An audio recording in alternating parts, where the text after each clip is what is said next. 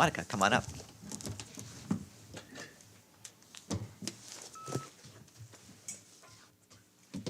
Thank you, Farhan, and good afternoon, everyone. How are you today? Okay. I will start with the trip that the PJ is undertaking right now. The President of the General Assembly has arrived in Moscow for an official trip to the Russian Federation. Ms. María Fernanda Espinosa was received by the Russian Foreign Minister, His Excellency Mr. Sergey Lavrov. They spoke about Russia's cooperation with the UN, the country's contribution to peacekeeping, the strengthening multilateralism, and to the work agenda of the General Assembly. Mrs. Espinosa also commended the announcement made by President Vladimir Putin early this month of the government's decision to submit legislation to ratify the Paris Climate Agreement by September this year. The PJ and Mr. Lavrov also discussed the preparations for the high-level work week, including high-level meeting on climate, the universal health coverage, the Sustainable Development Goals, the SDGs summit, the high-level dialogue financing for development, and the midterm review of the SAMOA pathway.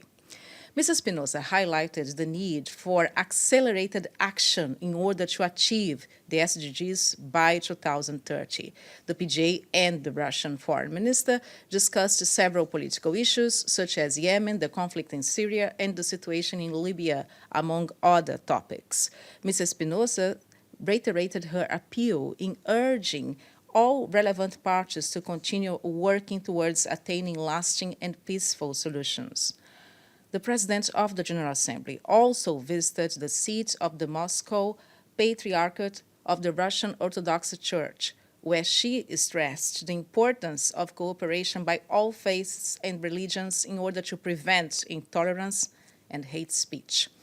She also had separate bilateral meetings with the acting chairman of the State Duma, the lower house of the Federal Assembly, Russia's parliament, His Excellency Mr. Alexander Zhukov, and with the country's Deputy Foreign Minister, His Excellency Mr. Sergey Ryabkov. Mrs. Espinosa's official trip to Russia will end on Wednesday, 31st of July. And the PJ sent a letter to member states on the presidency's plans for the high-level dialogue on financing for development. The meeting will take place on 26 September for your diaries in the Trustship Council chamber. The opening session will include 2 interactive dialogues which will discuss the use of public resources for more equal, sustainable societies and the financing of the SDGs against rising debt burdens. Delegations are invited to make statements. The afternoon session will also include 2 interactive dialogues on moving the money to fill the climate action and the SDG financing gap, and on announcements and new initiatives. More information on our website. And finally, Ms. Espinosa has issued a tweet congratulating UN Environment and the UN staff in Nairobi, Kenya, on joining the Play It Out campaign against single-use plastics. Ms. Espinosa noted that through their support and action, the Nairobi UN headquarters is now single-use plastic-free. The GA president said that to beat plastic pollution has become the battle of our time. She has invited member states, international organizations, and individuals to join forces and to end the use of single-use plastics everywhere in the world. And this is everything from us. Do you have any questions? James, how are you? Yes, I'd like to drill down a little bit further into her meeting with Foreign Minister Lavrov. Yes. Did she raise, you mentioned Syria in general, did she raise the continued bombardment of hospitals in Idlib, a place where the only 2 air forces that could be responsible are the Syrian governments and the Russian Air Force? And secondly, did she raise issues of political freedom and human rights in the light of the suspected poisoning of Russian opposition politician Alexei Navalny? Yeah, the topics of her conversation with Mr. Lavrov has been read out in our briefing today, and this is everything I have to add. In regard, James, with the civilian infrastructures being attacked everywhere, and not only in Syria, but everywhere, I think that Mrs. Espinosa spoke before about that, and she strongly condemns attacks such as these against civilian infrastructure. Yes.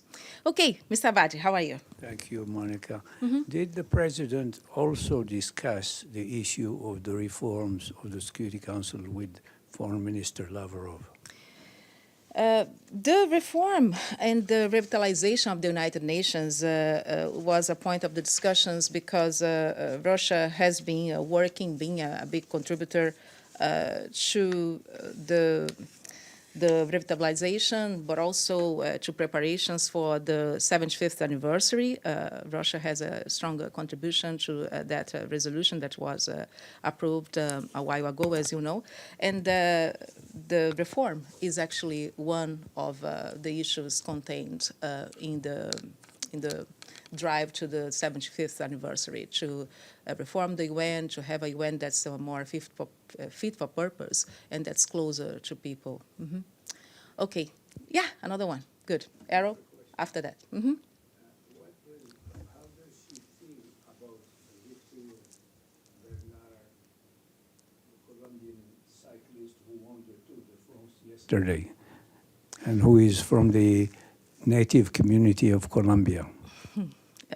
I mean, I was asked the other day about actually the championship in Africa.